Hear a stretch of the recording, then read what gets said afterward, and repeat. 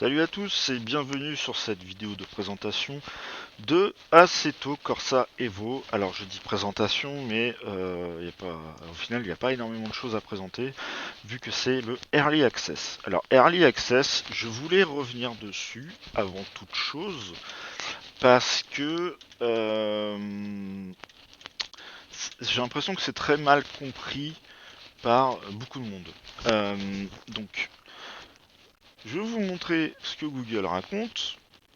Voilà, comme ça tout le monde peut voir.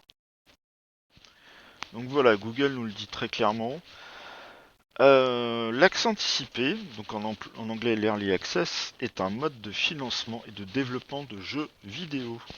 Les jeux en accès anticipé peuvent être achetés et installés avant d'être parachevés. Donc c'est pour ça que de base, il faut arrêter de faire ouin ouin ouin quand on voit que le jeu a des gros problèmes, il plante, il lui arrive des trucs de fou, etc. quoi. L'accès permet aux développeurs des retours des joueurs avant le lancement du jeu et d'obtenir des fonds avant la commercialisation définitive sans recourir à un éditeur. Il s'agit donc d'un mode de financement participatif, bien qu'à l'origine il soit conçu pour les petits studios indépendants. Ce modèle a aussi été utilisé par les éditeurs plus importants comme Ubisoft. Ce mode de financement a connu des succès comme Minecraft sur Steam, nanana nanana nanana. Du coup, moi je reviens sur lui, Assetto Corsa Competizione. Assetto Competizione, il a été exactement fait de cette manière-là. Il a, il est sorti en early access à pas cher. À l'époque, je crois que je l'avais payé 24 euros, 29, un truc comme ça. Et je savais pas dans quoi je me lançais. J'ai dit Balek, Assetto c'est trop bien, j'achète le Competition. Surtout que j'ai vu c'était du GT. Moi j'adore le GT. Donc voilà, je l'ai pris direct. En early access, exactement comme est actuellement Assetto Evo. Pourquoi faut-il l'acheter? La question que j'ai dit et que j'avais posée, c'est le fonctionnement de Kunos sur leur manière de créer un jeu. Et ça, je parle depuis Assetto Corsa Competition, c'est de créer une base jouable, dégueulasse, entre guillemets, mais jouable, et d'être à fond à l'écoute de la communauté et des joueurs. C'est comme ça qu'Assetto Competition a été créé, exactement le même schéma. Ils l'ont mis, il y avait genre le Nürburgring, je crois qu'il y avait 3 circuits, une dizaine de voitures, il y avait une Porsche, une AMG, une... Après, j'ai pas envie de vous dire de bêtises, mais franchement, il y avait au moins une de chaque marque, une Lambo, une Ferrari, et c'était YOLO. Il y avait pas de... La gestion des pneus, elle était pas réglable. Il y avait énormément d'options qui n'étaient pas possibles.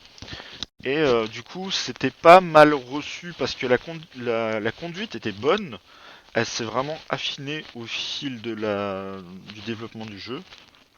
Mais l'avantage, c'est que d'acheter un jeu pas cher, 24, 30, 25, 30 euros, un truc comme ça, et plus tard, quand le jeu il est sorti en 1.0 définitive, donc il était plus en pré-access ni en alpha, il était en bêta, bah là par contre il était plus au même prix. Il était à 45 ou 50 euros. Du coup, se dire qu'on joue à un jeu et que quand on joue et qu'on en dit ce qu'on en pense, contribue grandement à aller vers le jeu qu'on souhaite de manière définitive, c'est juste génial comme concept. Moi, je vous dis juste, achetez-le. À la base, à cet Evo, j'étais négatif. Hein. Quand on m'a parlé de monde ouvert et tout, je suis oh putain, comment ça va se gérer tout ça? Je le sens pas. Et puis surtout, les autres, ouais, vous verrez au Nürburgring, nanana, on pourra aller dans les concessions et tout. Alors moi, ça m'a beaucoup rappelé Test Drive Unlimited, qui est un de mes jeux de caisse préférés. Mais combiné à Assetto Corsa et ça, je voyais pas de compatibilité. Et après, j'ai fait vas-y, Balek. C'est un Assetto, même si je l'aime pas, je pense que je pourrais quand même en tirer du bon. Et de toute manière, 25 euros ou 30 euros, je sais plus combien j'ai payé, c'est pas perdu. Enfin, je veux dire, au pire, ça aide, voilà, ça aide au développement et ça se trouve, bah, je serais pas déçu ou, enfin voilà. Je me suis lancé dedans parce que les deux premiers acétos m'ont plu, donc voilà. Je suis sur cette page, donc c'est Metacritic, pour vous montrer ce score là, 77, et celui-ci, c'est France. Celui-ci, 7,4 sur 10. Donc le score Metascore, donc qui est généralement favorable à 77%, et le user score, donc c'est le par utilisateur qui note le jeu à 7,4 sur 10, basé sur 100 commentaires. Bon, on part de ça, on a ce score-là, partant d'un jeu qui était, comme aujourd'hui pour Assetto Evo, qui est parti limite d'une feuille blanche, avec 10 bagnoles, 3 circuits. Après 2 ans de développement, de DLC, etc., de mise à jour, on en a ce score-là. 77%, 7,4%, nanana. Et en fait, j'ai un peu plus peaufiné le truc. Il s'est avéré que à un moment en 2024, je crois, ou 2023, il y a eu une mise à jour qui a foutu une très grosse merde. Et il y a eu un pic de mauvais commentaires. Et ensuite, c'est redescendu et revenu à la normale. Donc je pense que c'est ça qui a affecté qu'on ne soit qu'à 77 et que à 7,4. Mais je suis désolé, pour moi ça reste des notes très positives. 77% de personnes contentes du jeu, voilà quoi. Et puis c'est pareil, euh, le score des utilisateurs, 7,4, il y a les deux tiers qui sont verts, un quart qui sont ouais c'est bien, mais et puis ça qui est rouge. À mon avis, les rouges, faut faire le trim. Il doit y avoir une petite flopée qui pensait acheter Gran Turismo 4 et tout ça, et qui dit ah mais je comprends pas, c'est dur à conduire, nanana, et voilà. Voilà ce que je voulais vous dire par rapport à ça, et qu'il fallait vraiment comprendre cette euh, avant toute chose sur Assetto Evo, il fallait comprendre cette logique. Comment fonctionne Kunos par rapport à ce nouveau jeu. Maintenant, on va rentrer dans le jeu et on va voir un petit peu plus comment c'est fait dedans et comment ça se goupille. Alors, la timeline. Déjà, je vais commencer par cette phrase. En achetant, enfin, ouais, en achetant Assetto Evo en accès, en early access, vous avez non seulement bénéficié d'un prix discount, mais vous avez aussi recevoir toutes les options de la 1.0 pour gratuitement. Donc merci de croire en nous. Là actuellement on est là, donc là on est début février 2025. Il y a 5 circuits, 20 voitures. Un joueur le practice, un joueur une course rapide, les événements spéciaux. Game Economy Step 1, donc ça, j'ai pas encore exploré à fond. Je vais y revenir tout à l'heure. Donc, location de voiture, achat de voiture, expérience, rank, récompense, profil de driver, les permis et une académie de conduite. Donc, ça doit être. Ouais, ça, pour moi, c'est l'équivalent des permis, quoi. Support de la VR, première étape. Support du triple screen, première étape. Un showroom de sélection des véhicules et customisation des voitures. Deuxième Early Access, on n'a pas de date, parce que là on voit 16 janvier, coming soon, ça veut tout et rien dire, c'est peut-être mars, avril. Il y aura 5 nouvelles voitures, le circuit des Amériques, donc je sais plus comment il s'appelle exactement. Un joueur, on pourra faire des courses sur mesure et des week-ends, des nouveaux événements. Les replays seront disponibles et les galeries. Le support de la VR étape 2. Le support du triple screen étape 2. Donc je pense que ça sera des options supplémentaires. Ensuite, troisième early access, je ne sais pas ce que c'est. Enfin, on ne sait pas. Entre deux, il y a un content drop, donc je pense qu'il y aura des nouvelles voitures. peut-être un nouveau circuit. Troisième Early Access multiplayer. Donc c'est pas mal du tout déjà, je le trouve assez tôt. Lol. Assez tôt de manière en temps par rapport à la fin 2025. Content drop, ça doit être des nouvelles voitures et peut-être un nouveau circuit. Quatrième access release free roaming, donc ça c'est le monde ouvert. Encore du nouveau contenu, des voitures, tout ça. Cinquième early access, donc je pense que là ils savent pas trop encore vers quoi ils vont évoluer. Je pense que ça va dépendre de comment ici ça va évoluer, pareil ici. Et entre chaque, ils mettent du nouveau contenu. Au final, la version 1.0, donc il y aura 128, donc Fall 2025, je crois que si je dis pas de conneries, c'est été 2025. 100 voitures, 15 circuits, monde ouvert, single player et multiplayer,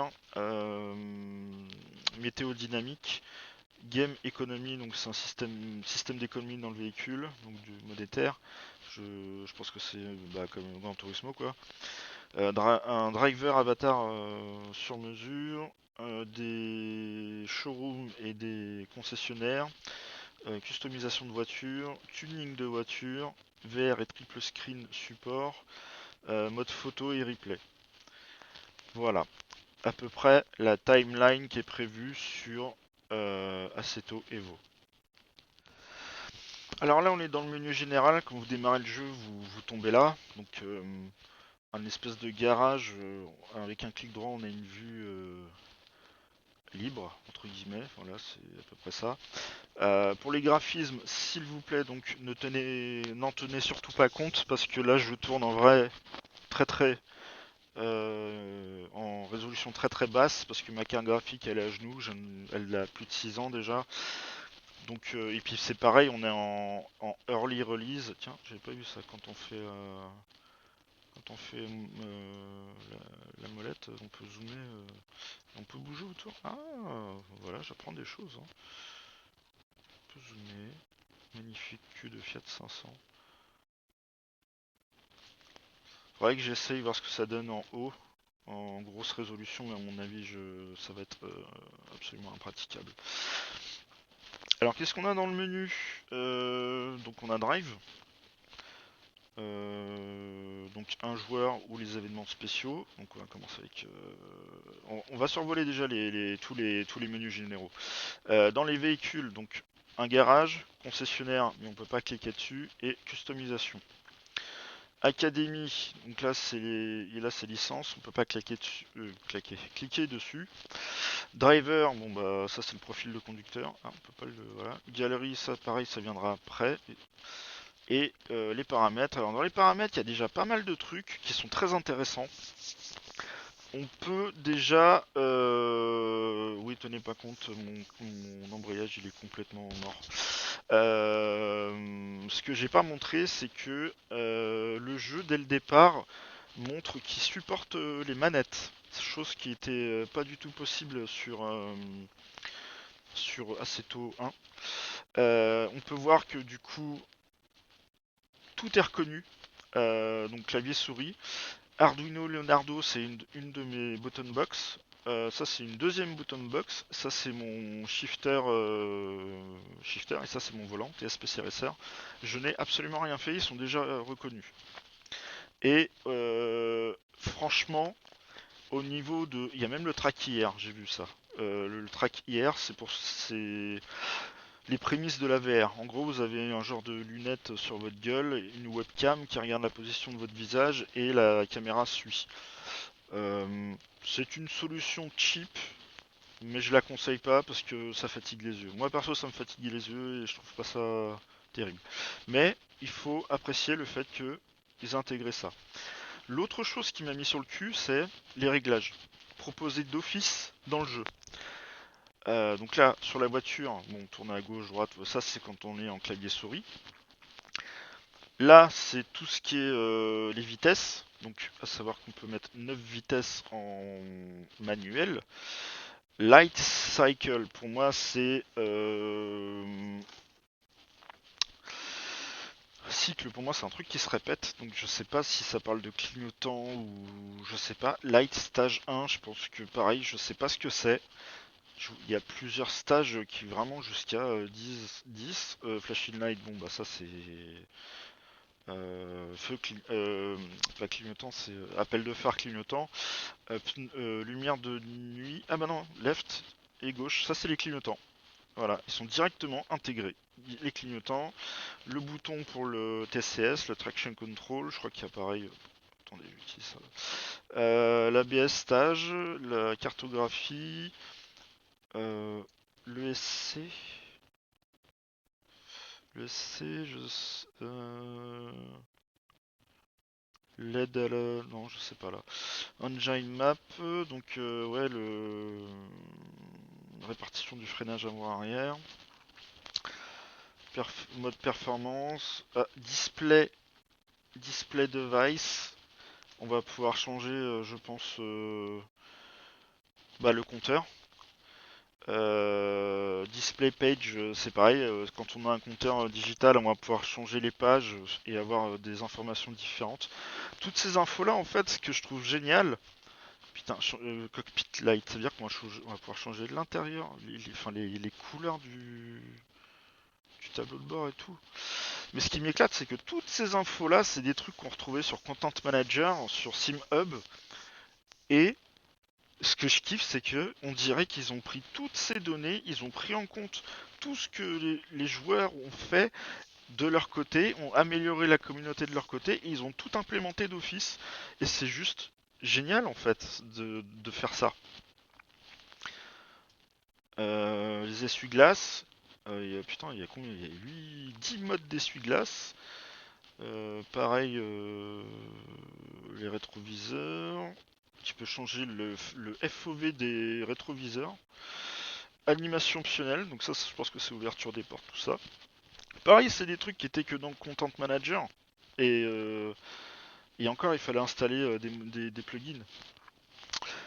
Ouais, caméra on-board free look. Vue drone. Vue hélicoptère. Putain. GTA. Left, slow. Ouais, il y a carrément des effets. Roll left, c'est la caméra qui tourne sur elle-même vers la gauche. Ouais, je pense qu'on va. Ouais, une nouvelle voiture et tout. Il va y avoir des grosses dingueries en fait en termes de cinématiques possibles. Showroom, pareil là. Ouais. Ah oui, d'accord, ouais, ouais, d'accord. Ouais, dans le showroom, tu peux t'amuser à faire la porte droite, la porte gauche. Tiens, attends, je vais le faire vite fait. Porte gauche, hop, droite, devant. Je sais pas, laisse tomber. On va faire ça, ça. Ouais, et puis après, ok. Modifier. Allo modifier. Ok. Ah, je pense que c'est pour. Non, je sais pas. J'ai pas envie de dire de bêtises. Et en fait, tout ça est possible par. Toutes ces options sont possibles par périphérique. Et c'est ça que je trouve génial. C'est qu'on peut très bien attribuer une button box à toute une liste, se dire, bah, avoir une petite button box, genre un petit keypad, vous savez, les trucs qui servent juste pour les PC portables où il y a juste les chiffres pour. C'est pas très gros, ça fait la taille d'un portable, ça se branche en USB, mais ça donne à peu près 10-12 touches à la base pour les PC portables où on peut taper vite fait les numéros. Et il y en a qui s'en servent comme button box. C'est ultra envisageable, par exemple, pour s'éclater à faire les lumières ou si on fait de la cinématique ou de la vidéo, ça peut vachement aider quoi. Enfin, je trouve ça génial et comme je dis, j'ai allumé le jeu, c'était comme ça, hein. Il a tout reconnu. Je crois que j'ai juste vite fait. Je crois que même ça, il l'avait déjà trouvé. J'ai juste réglé le. Je crois que c'était les degrés de volant parce qu'il était à 1000 et quelques alors que le TSPC c'est 900 et en plus j'ai triché, j'ai mis à 600 comme je mets sur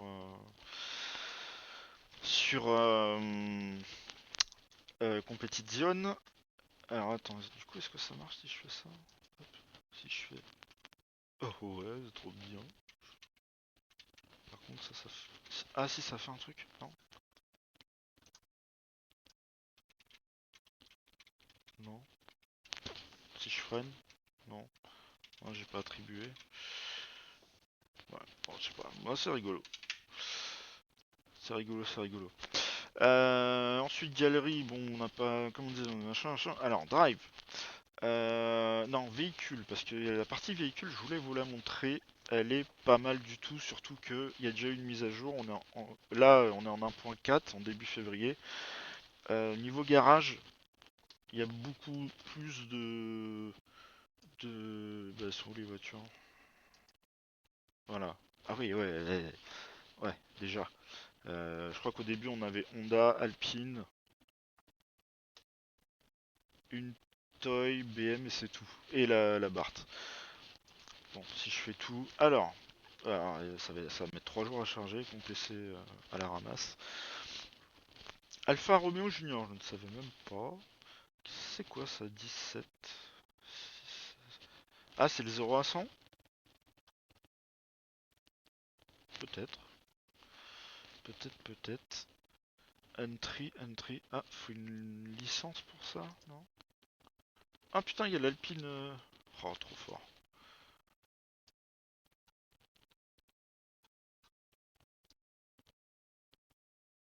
Ah, mais c'est un concept ça.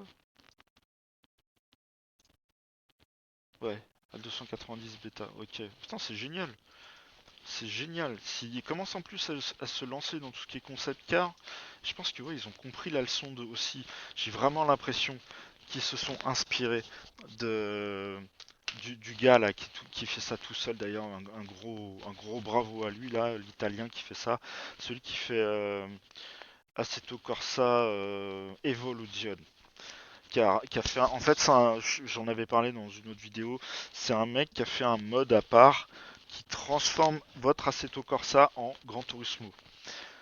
Et je pense que ils se sont vraiment inspirés de ça, ils ont compris que ce qui manquait à Assetto aussi c'était cet univers un peu Gran Turismo de d'un peu plus de réalisme personnel et de réalisme économique. Et je pense on sait vraiment ce qu'on cherchait. Moi, ce qui me fait peur, par contre, c'est que ce soit trop intrusif et qu'au final ça ruine l'expérience de jeu. C'est le seul truc qui me fait peur, mais bon, comme je disais, je pense qu'on peut faire confiance à Kunos là-dessus, c'est que ils écoutent bien et beaucoup de choses ont été améliorées au fur et à mesure des trucs quoi. Ah génial, la ND Cup, la ND Cup. J'adore cette caisse là, c'est trop rigolo. La GR86, GT3 Cup. Voilà. Et alors, au début, en plus, ce qui était marrant, c'est que dans les Honda, on voyait toutes les Honda. Voilà, en fait, c'est juste la couleur qui change, je crois. Et ce que j'adore, c'est les configurations. Là, c'est une jaune noire, intérieur noir. Ça, c'est une jaune. Ah non, c'est. Attends, c'est quoi la différence?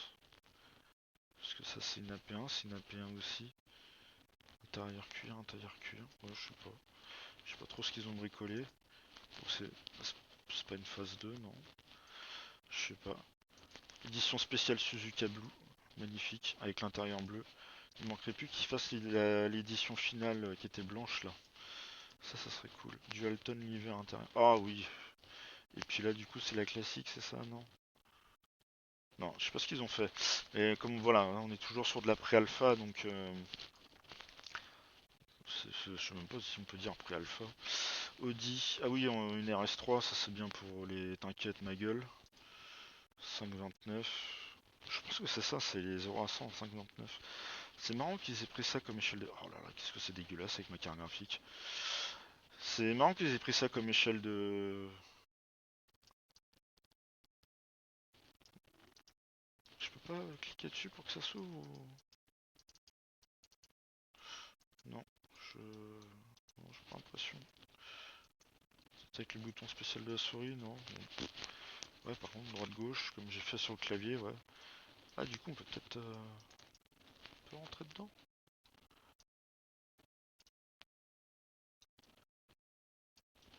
C'est un peu dur. Ouais, puis je peux pas zoomer plus là. Je pense qu'il y a peut-être une option pour avancer ou que j'ai pas encore regardé. Ouais. Bon, voilà pour les voitures. Pour l'instant, il n'y a vraiment pas grand-chose.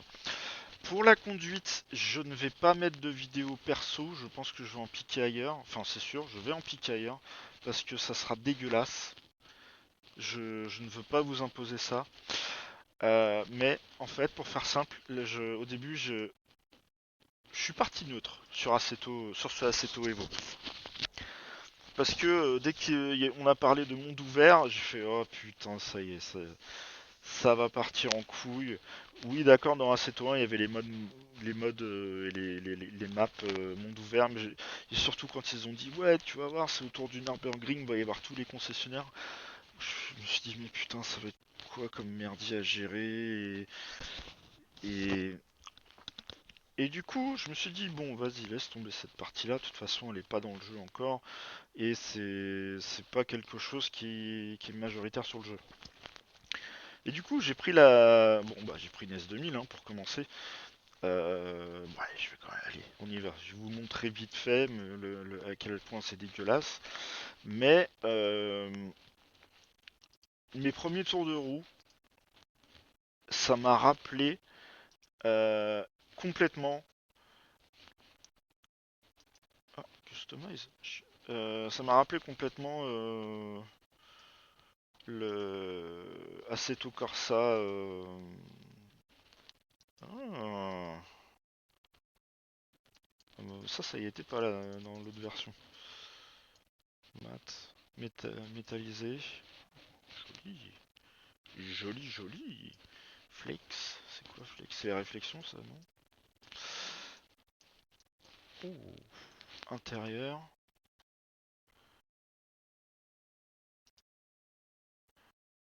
Tunnel de transmission intérieur en cuir.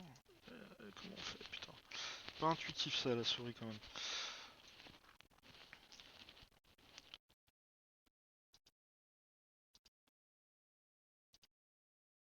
Ouais, par contre, pourquoi ça touche. Ouais. Couleur du cuir. D'origine rouge. Ça claque. Roux. Ah! Version US. Oui, dégueulasse. Européennes sont très bien, hein. Apparence, couleur des jantes, poli, blanche, custom. Oh, c'est trop bien. Ouais, c'est pour essayer, hein, vous inquiétez pas, je retourne sur de l'OM. Putain, ça, déjà, rien que ça, c'est le kiff. C'est implémenté d'origine,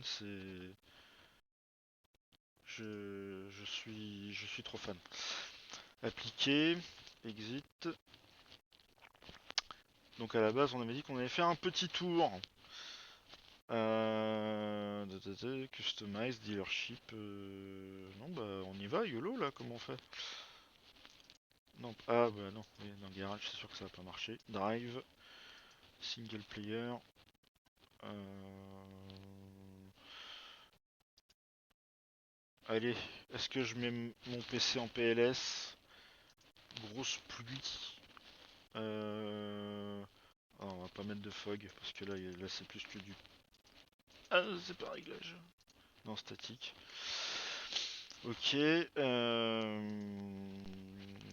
Configuration.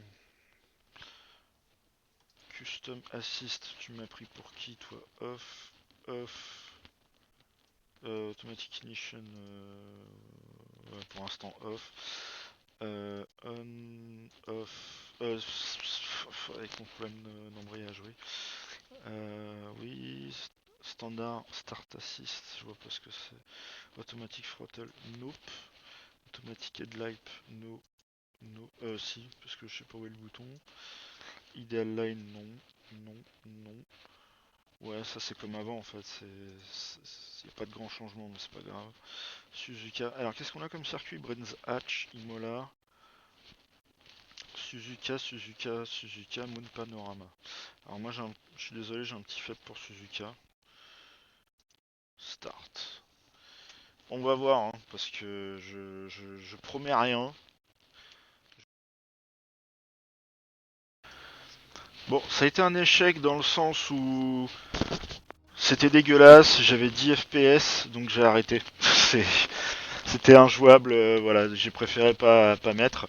Pas un échec où ça a planté ou quoi, hein, mais c'est juste ça. Donc pour compléter cette section, je vais prendre quelques vidéos de YouTube. Alors, j'étais en train de chercher des in-game pour vous montrer, et je me suis aperçu qu'en fait il s'est passé un petit truc. Ils ont assez tôt lâché un soir un code secret sur leur Discord qui permettait aux joueurs d'accéder à certains contenus supplémentaires, comme par exemple le mode campagne. Et en fait, c'était à durée limitée, ça a duré 15 soirs. Donc je suis tombé sur la vidéo de ce mec, c'est Equinox, je ne le connaissais pas. Et il montre qu'en fait, donc dans le mode carrière, non attendez, c'était où? Voilà. Donc il y a le mode carrière, bon, là il y a toutes les vidéos enfin toutes les voitures, pardon. Déjà il a un background qui était différent. Et il y avait dans cette bêta le mode carrière et du coup l'histoire des permis. Ça c'est les special events et du coup il était passé en online grâce à ce code. Après voilà c'est ça que au final donc on gagne des crédits, de l'XP, de l'argent, le portefeuille total donc virtual dollar, ça a l'air d'être ça. C'est con il a mis son nom. Et il a gagné une étoile sur 3 et tout ça c'est des licences. Il le met ici, Driving Academy License. Et ouais voilà, donc il y a vraiment un mode carrière qui sera beaucoup poussé et qui sera un peu moins axé sur le multijoueur. Enfin, et surtout que c'était... oui apparemment sur Instant Gaming il est à 20 balles avec lui. Voilà, je vous invite à aller voir sa chaîne. Alors là cette fois-ci je suis sur une autre chaîne, c'est la chaîne de Ken Tagawa. Donc je vais vous montrer deux trois vidéos. Et alors je vais vous faire un petit peu écouter le bruit de la voiture et je vais vous montrer un peu le feedback que j'avais. Déjà on peut analyser un petit peu ce qu'on voit là. Là, la gestion des pneus, pour moi elle est similaire à Assetto Competizione. Donc les freins, l'intérieur, les extérieurs gauche, extérieur droit, et encore à mon avis c'est pas encore bien défini. Parce que même dans Assetto Competition, c'est plus détaillé que ça. Ici, il y a l'air d'avoir un odomètre total. J'avais remarqué sur l'autre voiture aussi. Donc déjà un détail que je kiffe. Voyant d'huile, voyant moteur, température de l'eau, les clignotants, plein phare. Ça je vois pas bien, on dirait un disque de frein, donc peut-être l'usure des freins. Ça je sais pas. Ouais, bah l'essence. Donc voilà, je vous laisse un petit peu, je vous laisse écouter le son déjà, et, et on va en reparler.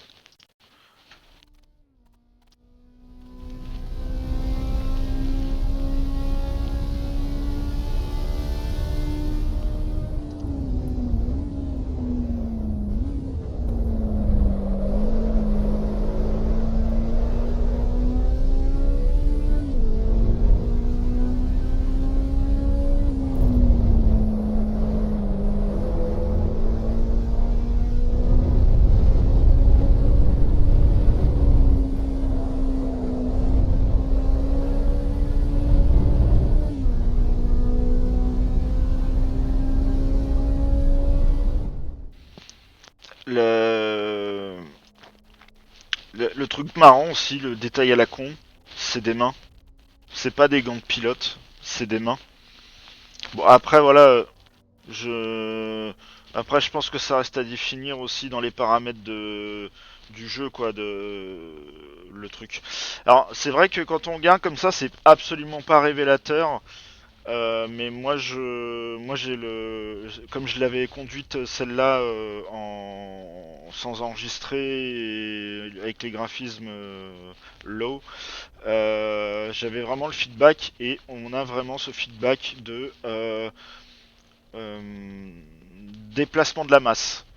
En tout cas dans le volant, on a vraiment ce feedback de masse et on voit que il la rattrape assez régulièrement. Et c'est vraiment le déplacement de masse comme en circuit, quoi. C'est très réaliste. Mais ça, c'est quelque chose qu'on peut pas voir en termes de vidéo, quoi. Malheureusement, on peut pas le retranscrire. C'est un peu dommage.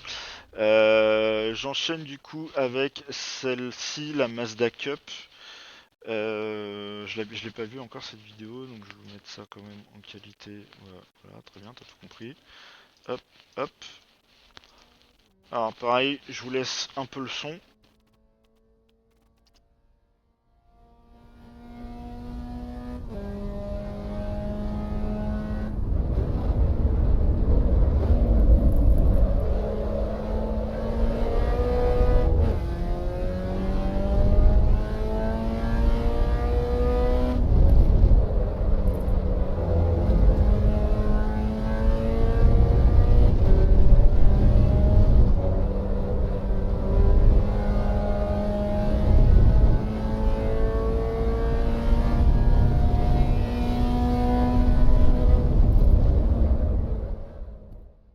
Euh, Moi alors, ce que je note ici, cette fois-ci il y a des gants.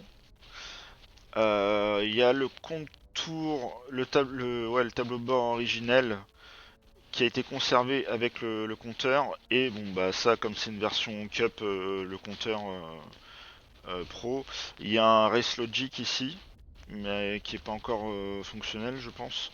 Et là, du coup, on peut voir l'accélérateur. Merde. Et là, je pense que c'est l'embrayage et le freinage. Donc, en toute logique, hein. On va enchaîner sur une autre vidéo puisque du coup, celle-ci, elle est pas ultra passionnante. Là, c'est ah, putain.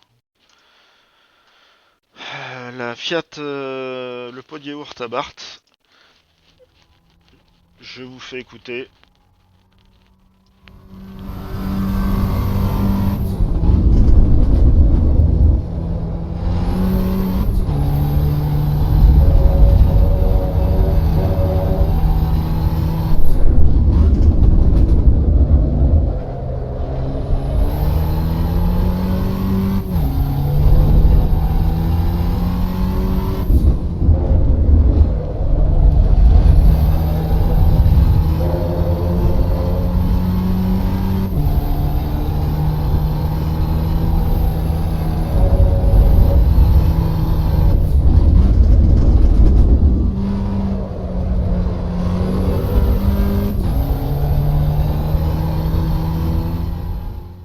Alors de base, je suis pas ultra fan de cette voiture, mais là j'avoue que le son est vraiment travaillé. C'est, on entend bien le sifflement du turbo, la dépression. Moi, ce que je regardais aussi, c'était les infos qu'on avait ici. Là, je pense qu'on a la température extérieure. Je cherchais s'il n'y avait pas une info de température moteur ou autre. Là, j'ai vu que c'était l'ABS au final. Ça clignotait, c'était l'ABS. Ça, je ne sais pas. Je vois pas très bien, je sais pas ce que c'est. Là, on voit bien un peu comment fonctionne la température, mais je pense que voilà, c'est vraiment de la base, du basique. Moi, perso, j'aime bien la police d'écriture. Elle est je sais pas comment expliquer, elle fait pas professionnelle compétition et stricte. Elle est à moitié sport, elle est à moitié tout public. GT, enfin voilà, moi j'aime bien le choix qu'ils ont fait, j'aime bien l'affichage. Peut-être qu'il pourrait être un peu plus travaillé avec des ombres supplémentaires, je sais pas. Mais c'est franchement pas mal. Ouais, en plus, on voit bien la zone rouge, la zone jaune. C'est pas mal. Voilà. Voilà ce qu'il en est pour cet Assetto Evo. Écoutez, on se tient au courant et je vais peut-être refaire des vidéos pour les prochaines mises à jour. En ce moment, j'ai pas trop le temps, j'ai un boulot qui me prend pas mal de temps. N'hésitez pas à me dire en commentaire si vous avez des points sur lesquels je voulais que je revienne, que je vous dise, ou que je refasse des vidéos. Donc voilà. Allez, merci à tous, à plus tard.